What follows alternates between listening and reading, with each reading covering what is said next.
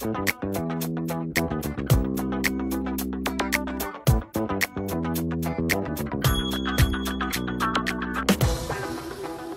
dans ce nouveau débrief de la semaine. Je suis heureux d'accueillir Marion Carrette qui vient de faire une grosse avancée justement avec Wicar.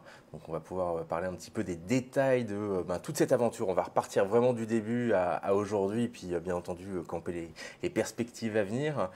Cette semaine, il y a eu une actualité relativement forte. La toute dernière, c'est LVMH qui cherche à accélérer en fait son Sephora en Asie avec le rachat d'un pure player qui s'appelle Luxola, qui a été développé par une américaine. On va parler dans quelques minutes. Et Alibaba, de son côté, lui qui investit dans la poste singapourienne, et c'est pas la première fois, donc on va pouvoir en parler. Mais pour démarrer, rentrons un petit peu dans l'actualité de Wicar. Wicar, c'est une aventure qui date déjà d'il y a quelques années, qui a beaucoup évolué. Est-ce qu'on peut repartir un petit peu du tout début? Comment c'est né? Alors, le tout début, ça date, puisque c'était en 2007. Et l'idée de Wicar est née en fait d'une expérience personnelle où j'avais un mariage du côté de Marseille. J'avais pris mon billet de train et puis je ne suis pas très organisée, donc je n'avais pas réservé de voiture à l'arrivée en me disant je trouverai un copain ou je l'aurai une voiture sur place. Et je suis arrivée sur place, je n'avais pas de copain et aucune voiture de location disponible dans les agences. Et puis un parking avec des centaines de voitures qui dormaient sur le parking. Je me suis dit mais c'est complètement idiot, je devrais pouvoir prendre une de ces voitures et puis aller à mon mariage. Et donc de là est née en fait l'idée de Zilloc initialement, puisqu'on s'est dit c'est vrai pour une voiture, mais finalement c'est vrai pour une perceuse, une tondeuse, etc. Donc on a lancé Zilloc, qui est un site de location d'objets entre particuliers, donc 700 catégories d'objets, etc., qui existe toujours évidemment. Hein. Et très vite, en fait, on s'est rendu compte que la voiture, on avait eu du mal à trouver une assurance, parce qu'on a quand même mis 2 ans avant de convaincre un assureur de nous suivre. Mais on s'est quand même vite rendu compte que la voiture, c'était un des produits qui marchait le mieux sur Zilloc. Et donc on a décidé en 2012 d'en faire un site dédié. Donc aujourd'hui, on a 2 sites, Zilloc.com et Wicar.fr, qui sont 2 sociétés différentes. D'accord, donc on peut toujours se louer entre nous les perceuses. Exactement. Mais c'est Wicar qui est véritablement le fer de lance aujourd'hui. Donc c'est un vrai spin-off, hein, c'est une société séparée. Ce sont 2 sociétés différentes. Elles ont en partie les mêmes actionnaires, puisque Marc Simoncini est des 2 côtés. Mais voilà, on partage les mêmes locaux, mais c'est tout. Alors justement, parlons d'actionnaires, ça vient de bouger, hein, puisque SNCF vient de rentrer au capital de la société. Je crois d'ailleurs qu'ils étaient déjà au capital via un fonds d'investissement. Oui, en fait, nous, on avait déjà levé de l'argent auprès d'une part Jaina Capital et Marc Simoncini, et d'autre part Ecomobility Ventures, qui est le fonds de Orange, Total, SNCF. Puis depuis, il y a Air Liquide et Michelin qui sont rentrés aussi. Et donc SNCF était déjà indirectement dans notre capital. Et en fait, là, ils ont investi massivement. Donc là, ils ont pris 75% du capital, donc ils rachèteront probablement dans les quelques mois, voire années qui viennent, l'ensemble des parts sociales. Comment ça s'est passé justement la rencontre avec Guillaume Pépi, Yves Thirod? Comment tout ça s'est initié? En fait, comme on avait déjà Ecomobility Ventures, on avait régulièrement des invitations pour des choses. Et donc un jour, j'ai eu l'opportunité d'aller dîner au Louvre avec Guillaume Pépi. Et puis c'était dans le cadre d'une soirée. Et j'ai eu la chance d'être assise à côté de Guillaume Pépi. Et qui me racontait qu'il avait été aux États-Unis, que c'était super, il avait rencontré Relay Rides et que c'était incroyable. D'accord, ça c'était quand? C'était en novembre dernier C'était je sais plus, fin d'année, début d'année. Fin d'année, ouais. Donc c'était le fameux voyage en fait organisé avec Stéphane Distinguin de Faber Novel. D'ailleurs, Marion Moreau était de la partie. Marion était au dîner avec. Absolument. Donc justement, et c'était une petite visite dans la vallée pour découvrir justement. Je crois qu'ils ont vu les gens de Tesla, de Google, etc. Voilà. Et donc il avait été très impressionné par les gens de Relay Rides. Et je lui dis, mais attendez, mais vous êtes incroyable. Vous avez investi dans une boîte qui est Wicar et on fait la même chose avec des volumes qui sont même plus importants que Relay Rides. Venez nous voir. Et donc, il a été vraiment intéressé. On s'est revus 2-3 semaines après. Il m'avait donné son 06. Donc, on s'est revus après, où là, on est plus rentré dans le détail de Wicar. On lui a montré nos chiffres, etc. Et il a dit, mais pourquoi on n'investit pas nous là-dedans? Parce que ça vient vraiment s'inscrire dans leur stratégie du porte-à-porte. Et voilà, et finalement, ça s'est fait assez vite. D'accord, c'est vraiment en quelques mois, là, on peut dire. Et aujourd'hui, quel va être le mode de fonctionnement entre Wicar et la SNCF? J'imagine que vous avez fixé quelques petites échéances de manière à pouvoir travailler de manière conjointe.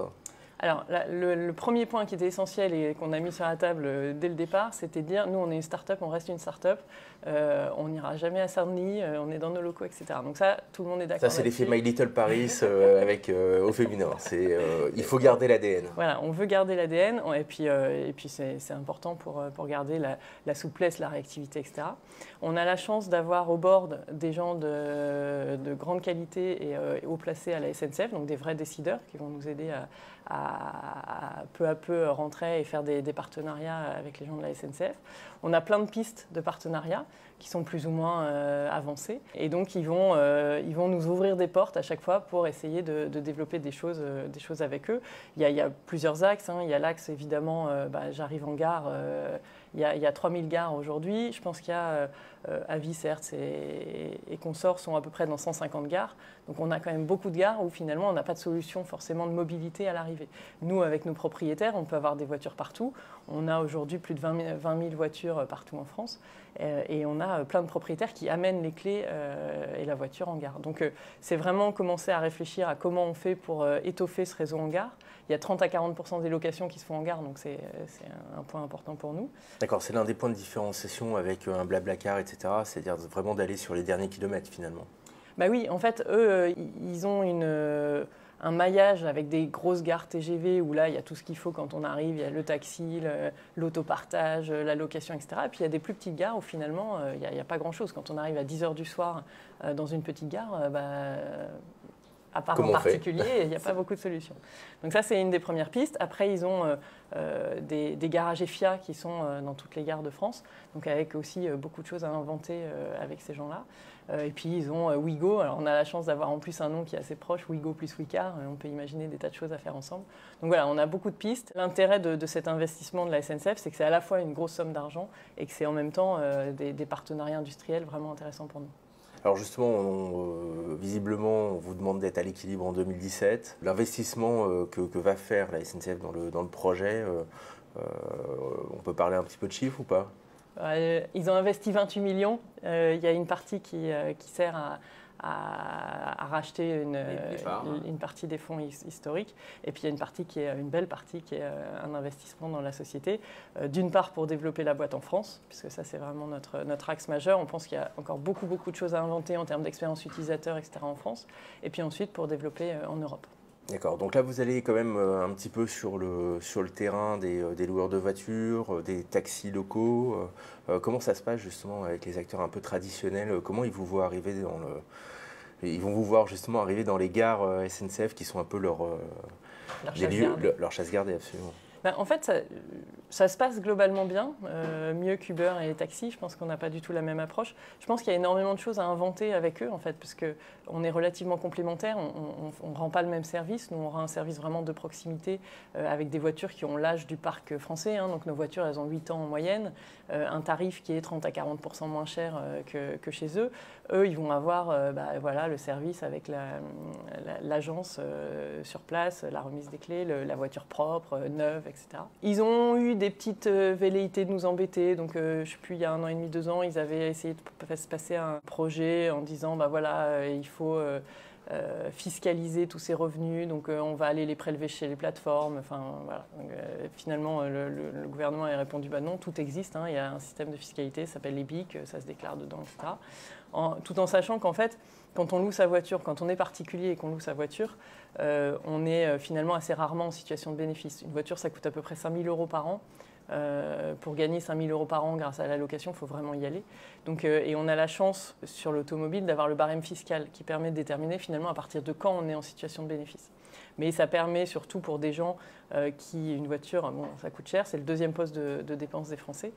Ça permet de payer l'assurance, l'entretien et de conserver finalement une voiture parfois pour des gens qui n'auraient pas les moyens de la conserver. Et l'intérêt finalement de toutes ces solutions de mobilité qu'on voit fleurir, que ce soit le covoiturage, l'autopartage, la location entre particuliers, etc., c'est qu'aujourd'hui, ça crée vraiment un continuum de services qui fait qu'on peut vraiment commencer à réfléchir, notamment dans les grandes villes, à abandonner sa voiture au profit de toutes ces solutions de mobilité. Et donc nous, on essaye d'aller de plus en plus vers ça. Côté justement du loueur de voiture, comment ça se passe? Donc vous l'accompagnez, vous lui proposez une assurance, elle est obligatoire, systématique ou c'est en option? Alors nous, on parle toujours de propriétaire, locataire, parce que loueur, on ne sait jamais Voilà, dans quel sens on puis vous êtes vraiment une marketplace, voilà. Vous n'êtes pas le... Donc côté propriétaire, en fait, lui, il va proposer sa voiture à la location. On va lui proposer un prix à la journée en fonction de la catégorie, de l'année de la voiture, etc. Il peut le suivre ou pas. Et on va fournir en fait une assurance qui va remplacer son assurance pendant la durée de la location. Donc ça veut dire que son bonus n'est pas impacté, c'est notre assurance qui prend le relais. Et ça sécurise complètement le locataire puisque il est assuré et il ne dépend pas finalement de l'assurance du propriétaire dont il ne connaît pas forcément les termes. D'accord. Et justement, côté déclaration de ses revenus, vous les accompagnez, c'est quoi? Vous leur fournissez des documents types ou On ne leur fournit pas aujourd'hui de documents types, on leur explique que tout euro de revenu doit être déclaré, mais qu'après il y a un certain nombre de frais qui s'imputent et que donc tant qu'ils ne sont pas au-delà du barème fiscal, globalement ils n'ont pas à payer d'impôts. D'accord. Alors on va rentrer un petit peu dans le cœur de l'actualité. Donc cette semaine, on vient d'apprendre que LVMH cherche à accélérer Sephora, qui est l'une des pépites du groupe LVMH. Je crois qu'il y a une croissance juste phénoménale de la société, en tous les cas en termes de résultats pour le groupe. Donc là, on parle d'une structure qui s'appelle Luxola, qui a été créée par une Américaine en 2011, qui est une structure qui aujourd'hui se développe sur l'intégralité de l'Asie du Sud-Est, donc Malaisie, Indonésie, Philippines, Thaïlande, etc. La société revendique aujourd'hui plus de 4000 références de produits disponibles, avec 250 marques en tant que telles. Comment justement tu vois l'arrivée de grands groupes qui justement, pour accélérer, pour se développer, pour se positionner, plutôt que de monter leur propre boîte, préfèrent justement travailler avec un Wicar ou préfèrent justement investir ou racheter complètement une activité comme Luxola? Je pense que c'est vraiment la bonne façon de faire. Les grands groupes, ils ont plein de qualités, mais malheureusement, ils sont quand même un petit peu lourds, un petit peu lents. Et quand ils essayent de lancer des initiatives en interne, finalement, ça a en général beaucoup moins de succès que la pépite à côté. Ça, c'est plutôt, chacun essaye de protéger son job. C'est peut-être moins l'âme du chef d'entreprise. C'est plus dur. Et puis, en fait, ils ont du mal finalement à réinventer des process. Parce qu'une start-up, elle a besoin d'être hyper réactive. Elle a besoin d'avoir des process de décision extrêmement rapides. On peut avoir une occasion de, racheter une boîte, etc. En 1 ou 2 semaines, il faut avoir pris la décision. Donc, il faut garder cette flexibilité et cette souplesse. Et parfois, dans les grands groupes, ils ont du mal à appréhender ça. Donc, c'est important d'avoir des structures finalement qui sont dédiées, qui sont agiles et qui peuvent garder cette indépendance. Voilà. Alors là, c'est un rachat complet. De ton côté, c'est plus justement, ça a été un rachat, mais il y a eu du venture, d'investissement entre les deux. Justement, si on parle de bonnes pratiques, justement, est-ce que le fait que les grands groupes investissent au travers de structures d'ailleurs qui peuvent être Orange, Air Liquide, etc., c'est une bonne idée ou c'est... Alors moi, j'ai une conviction personnelle, c'est que soit tout ce qui est corporate venture, soit c'est cœur de métier, auquel cas ça peut marcher. C'est pas systématique, ça peut marcher. Soit c'est complètement différent et c'est plus quelque chose qui va leur ouvrir l'esprit et les sensibiliser à quelque chose, mais complètement indépendant. Je pense que le corporate venture, il y a 2 choses. Ils apportent de l'argent et potentiellement ils peuvent apporter des partenariats industriels, etc. Il ne faut pas surestimer les partenariats industriels parce que encore une fois, ce sont des objets assez lourds. Donc, quand une start-up estime qu'en 15 jours... Il faut que les vitesses se recroisent. On n'a pas le même tempo. Donc, il faut vraiment être conscient de ça. Et par contre, quand c'est vraiment core business, à ce moment-là, toute la société est dirigée vers la stratégie. Et si on fait partie de cette stratégie, là, ça fonctionne. Alors, dans le sens inverse, là, on a Alibaba qui, lui, investit dans la poste singapourienne. Donc, on a cet acteur majeur de l'e-commerce dans le monde. D'ailleurs, ça ne fait pas que du e-commerce Alibaba. Faut qu'on élargisse un petit peu, d'ailleurs, le sujet. Donc là, c'est le 2e investissement qu'ils font dans la poste singapourienne. Donc là, c'est C'était un premier de 250 millions. Là, ils remettent aujourd'hui un peu plus de 140 millions dans la Poste. L'objectif, c'est justement de doper la dimension logistique, l'arrivée justement de pure players au capital, d'acteurs qui pourraient relever de l'État d'ailleurs. Ça aussi, ça a du sens. Ah mais c'est génial, ça. C'est vraiment la boucle qui se ferme. Je trouve que c'est fabuleux. Je ne suis pas sûre que ce soit encore arrivé en France, mais... Ça va être un peu compliqué, mais effectivement, ça pourrait être opéré. Question simple, justement, quelle est la dernière start-up que tu as repérée, ou en tous les cas, qui t'a trouvé plutôt maligne dans son approche business? Sur Wicar, on a implémenté une solution que je trouve assez sympa, qui s'appelle AoTank, qui est une sorte de chat communautaire. Et en fait, on a ce qu'on appelle des helpers. Donc, ce sont des gens en fait, de la communauté, ce sont des propriétaires, des locataires qui louent régulièrement sur Wicar, qui répondent à nos utilisateurs sur notre site. Et, plus efficace que son propre service client. Mais c'est incroyable. C'est fou parce que ce sont des gens qui sont vraiment passionnés. On a un petit groupe d'une quinzaine de personnes et on les a réunis il n'y a pas longtemps. Et c'est vachement sympa de voir à quel point les gens sont contents d'aider les internautes en ligne, etc. J'ai trouvé que c'était vraiment... Du coup, ça ne pose pas de problème dans les échanges qui sont faits, c'est-à-dire qu'ils peuvent justement avoir des réactions ou en tous les cas donner des conseils qui ne sont pas conformes, soit à la réglementation ou justement qui sortent du contrôle qu'a toute entreprise dans sa communication, dans sa relation client. C'est là que AoTank apporte une solution quand même parce qu'il y a tout un système de vérification. Ils sont obligés de passer par un certain nombre de steps avant de pouvoir répondre aux questions. Et puis évidemment, notre service client surveille. Mais ils sont sont des utilisateurs, donc ils répondent comme des utilisateurs. Ils n'ont pas vocation à répondre comme le service client, c'est pas tout à fait le même objectif. Mais comme sont des utilisateurs, les échanges sont finalement plus riches entre un nouveau qui est un peu frileux et qui hésite à mettre sa voiture, et puis le propriétaire qui loue régulièrement. C'est beaucoup plus crédible et beaucoup plus... quand il lui dit attends, moi j'ai loué 50 fois, j'ai jamais eu de problème, et puis même si tu as un problème, il y a une assurance, etc. Finalement, ils vont plus le croire lui que nous. Alors, on arrive en fin de saison, donc il y a un petit peu moins d'événements d'ici la fin de l'été. Alors néanmoins, il y en a un très gros, qui est le West Web Digital Festival, donc qui se passera pendant les Vieilles Charrues. Donc c'est juste après, c'est le 16 et le 17 à Carhaix. Donc ça va être une grande session, parce que là, il y a vraiment énormément de monde, très beaux speakers qui viennent, de manière justement à pouvoir... parler de musique, parler de cinéma, mais également parler de e-commerce, aborder tous les sujets qui concernent donc le secteur tech. Les derniers ateliers sur French Web sont terminés. On va reprendre à la rentrée. On reprendra début septembre, de manière un petit peu à se reposer en tant que tel. Et puis un très bon guide qui vient tout juste de sortir, donc, qui est le guide 2015, alors j'ai plutôt le titre des restaurants de Paris, qui est édité par nos camarades de La Fourchette, qui, je rappelle, a été racheté récemment par TripAdvisor.